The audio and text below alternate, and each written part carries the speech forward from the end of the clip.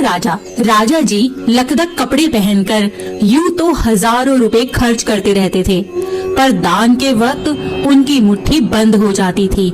राजसभा में एक से एक नामी लोग आते रहते थे, लेकिन गरीब, दुखी, विद्वान, सज्जन इनमें से कोई भी नहीं आता था, क्योंकि वहाँ पर उनका बिल्कुल सत्कार नहीं होता था। एक बार उस देश में अकाल पड़ गया।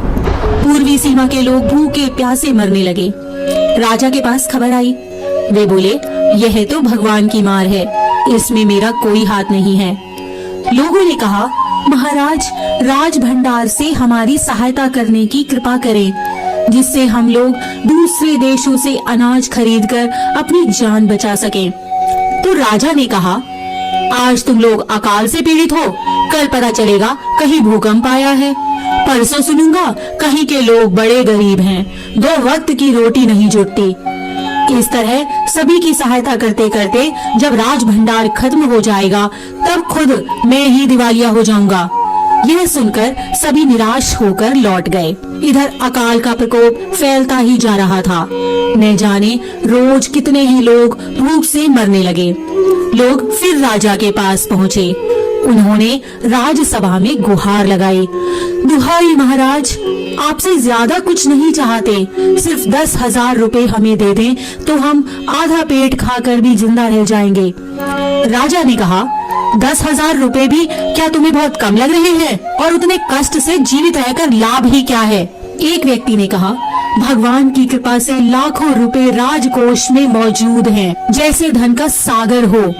उसमें से एक आध लोटा ले लेने से महाराज का क्या नुकसान हो जाएगा? राजा ने कहा, राजकोष में अधिक धन है तो क्या उसे दोनों हाथों से लुटा दूं? एक अन्य व्यक्ति ने कहा, महल में प्रतिदिन हजारों रुपए इन सुगंधित वस्त्रों, मनोरंजन और महल की सजावट में खर्च होते हैं।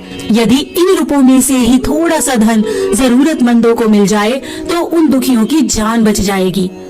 यह सुनकर राजा को क्रोध आ गया। वह गुस्से से बोला, खुद भिखारी होकर मुझे उपदेश दे रहे हो? मेरा रुपया है, मैं चाहे उसे उबाल कर खाऊं, चाहे तल कर, मेरी मर्जी। तुम अगर इसी तरह बकवास करोगे तो मुश्किल में पड़ जाओगे, इसीलिए इसी वक्त तुम चुपचाप खिसक जाओ। राजा का क्रोध देखकर लोग वहाँ से चले गए। राजा हंसते हुए बोला, छोटे मुंह बड़ी बात, अगर 100-200 रुपए होते तो एक बार सोच भी सकता था। पहरेदारों की खुराक 2-4 दिन कम कर देता और यह रकम पूरी भी हो जाती, मगर 100-200 से इन लोगों का पेट नहीं भरेगा। एकदम 10,000 मांग बैठे। छोटे लोगों के कारण नाक में दम हो गया है। यह सुनकर वहाँ उपस्थित लोग हाँ हूँ कहकर रह गए, मगर मन ही मन उन्होंने भी सोचा, राजा ने यह ठीक नहीं किया। जरूरतमंदों की सहायता करना तो राजा का कर्तव्य है। 2 दिन बाद न जाने कहां से एक बूढ़ा सन्यासी राजसभा में आया। उसने राजा को आशीर्वाद देते हुए कहा, दाता कर्ण महाराज, बड़ी दूर से आपकी प्रसिद्धि सुनकर आया हूँ, सन्यासी की इच्छा भी पूरी कर दें। अपनी प्रशंसा सुनकर राजा बोला, जरा पता तो चले तुम्हें क्या चाहिए, यदि थोड़ा कम मांगो तो शायद मिल भी जाए। सन्यासी ने कहा, मैं तो सन्यासी हूँ, मैं अधिक धन का क्या करूँगा? मैं राजकोष से 20 दिन तक कुछ मामूली भिक्षा प्रतिदिन लेना चाहता हूँ। मेरा भिक्षा लेने का नियम इस प्रकार है, मैं पहले दिन जो लेता हूँ, दूसरे दिन उसका दुगना और तीसरे दिन उसका दुगना और चौथे दिन तीसरे दिन का दुगना, इस तरह से प्रतिदिन दुगना लेता जाता हूँ। भिक्षा लेने का मेरा यही तरीका है। राजा बोले, तरीका तो समझ गया, मगर पहले दिन कितना लेंगे, यही असली बात है। 2-4 रुपए से पेट भर जाए तो अच्छी बात है, मगर एकदम से 20-50 मांगने लगे तब तो 20 दिन में काफी बड़ी रकम हो जाएगी। सन्यासी ने हंसते हुए कहा, महाराज मैं लोभी नहीं हूँ, आज मुझे 1 रुपया दीजिए, फिर 20 दिन तक दुगने करके देते रहने का हुक्म दे दीजिए। यह सुनकर राजा, मंत्री और दरबारी सभी की जान में जान आई। राजा ने हुक्म दे दिया कि सन्यासी के कहे अनुसार 20 दिन तक राजकोष से उन्हें भिक्षा दी जाती रहे। सन्यासी राजा की जय जयकार करते हुए घर लौट गए। राजा के आदेश के अनुसार राज भंडारी प्रतिदिन हिसाब करके सन्यासी को भिक्षा देने लगे। इस तरह 2 दिन बीते, 10 दिन बीते। 2 सप्ताह तक भिक्षा देने के बाद भंडारी ने हिसाब करके देखा कि दान में काफी धन निकला जा रहा है।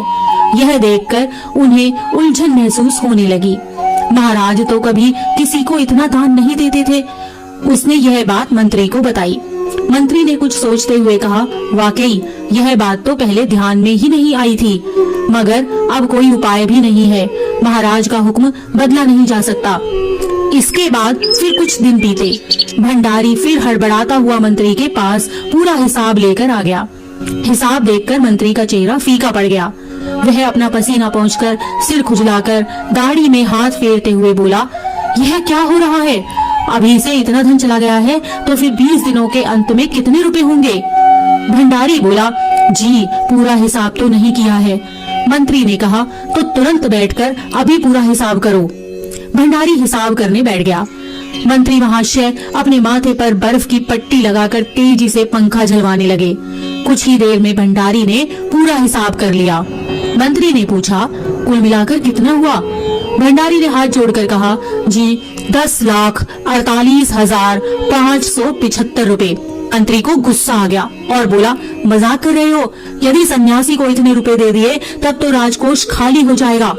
भंडारी ने कहा, मजाक क्यों करूंगा, आप ही हिसाब देख लीजिए। यह कहकर उसने हिसाब का कागज मंत्री जी को दे दिया। हिसाब देखकर मंत्री जी को चक्कर आ गया। सभी उन्हें संभाल कर बड़ी मुश्किलों से राजा के पास ले गए। राजा ने पूछा, क्या बात है? मंत्री बोले, महाराज राजकोष खाली होने जा रहा है। राजा ने पूछा, वह कैसे? मंत्री बोले, महाराज सन्यासी को आपने भिक्षा देने का हुक्म दिया है, मगर अब पता चला है कि उन्होंने इस तरह राजकोष से करीब 10 लाख रुपए झटकने का उपाय कर लिया है। राजा ने गुस्से से कहा, मैंने इतने रुपए देने का आदेश तो नहीं दिया था, फिर इतने रुपए क्यों दिए जा रहे हैं? भंडारी को बुलाओ। मंत्री ने कहा, जी सब कुछ आपके हुक्म के अनुसार ही हुआ है, आप खुद ही दान का हिसाब देख लीजिए। राजा ने उसे एक बार देखा, 2 बार देखा, उसके बाद वह बेहोश हो गया। सब परेशान हो गए। काफी कोशिशों के बाद उन्हें होश में आने पर लोग सन्यासी को बुलाने दौड़े। सन्यासी के आते ही राजा रोते हुए उनके पैरों पर गिर पड़ा। बोला, दुहाई है सन्यासी महाराज, मुझे इस तरह जान माल से मत मारिए। जैसे भी हो एक समझौता करके मुझे वचन से मुक्त कर दीजिए। अगर आपको 20 दिन तक भिक्षा दी गई तो राजकोष खाली हो जाएगा, फिर राजकाज कैसे चलेगा? सन्यासी ने गंभीर होकर कहा, इस राज्य के लोग अकाल से मर रहे हैं, मुझे उनके लिए केवल 50,000 रुपए चाहिए। वह रुपया मिलते ही मैं समझूंगा कि मुझे मेरी पूरी भिक्षा मिल गई है, बस मुझे और कुछ नहीं चाहिए। राजा ने कहा, परंतु उस दिन एक आदमी ने मुझसे कहा था कि लोगों के लिए 10,000 रुपए ही बहुत होंगे। सन्यासी ने कहा, अगर आज मैं कहता हूँ कि 50,000 से 1 पैसा कम नहीं लूंगा। राजा गिड़गिड़ाया, मंत्री गिड़गिड़ाए, सभी गिड़गिड़ाए, मगर सन्यासी अपने वचन पर डटा रहा। आखिरकार लाचार होकर राजकोष से 50,000 रुपए सन्यासी को देने के बाद ही राजा की जान बची। पूरे देश में खबर फैल गई कि अकाल के कारण राजकोष से 50,000 रुपए राहत में दिए गए हैं। सभी ने कहा, हमारे महाराज कर्ण जैसे